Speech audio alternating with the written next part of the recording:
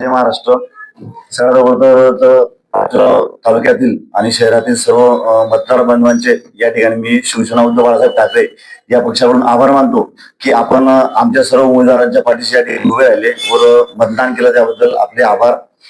आणि महत्वाचा विषय या ठिकाणी मी घेऊन आलेलो आहे नगराध्यक्ष संदर्भात. आम्ही माझ्या मिसेसचा फॉर्म भरला होता नगराध्यक्ष पदासाठी आणि माझा 3 नंबर प्रभागामध्ये फॉर्म भरलेला होता. नगराध्यक्ष फॉर्म भरल्यानंतर म्हणजे उमेदवार आमचा नगराध्यक्षासाठी दुसरा होता. एक सबस्टिट्यूट म्हणून मी माझा मिसेस फॉर्म त्या ठिकाणी टाकून ठेवला होता. पण जो मेन आमचा उमेदवार होता त्याच्यावरती काही प्रेशर आल्यामुळे समोरच्यानी फॉर्म भरला नाही.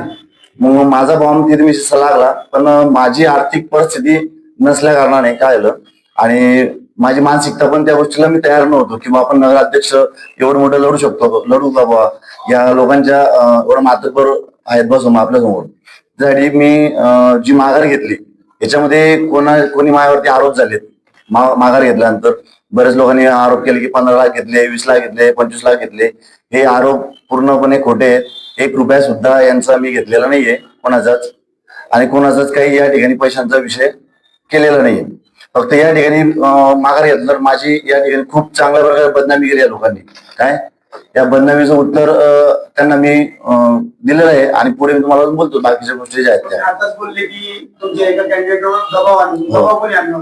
हा, दबावाचा जो विषय आहे तो तुम्ही आतला विषय तुम्हाला सांगू नाही शकत. काय त्याच्यामुळे तो जो उमेदवार फॉर्म भरला तो पोहोचलाच नाही आमच्यापर्यंत तिथे.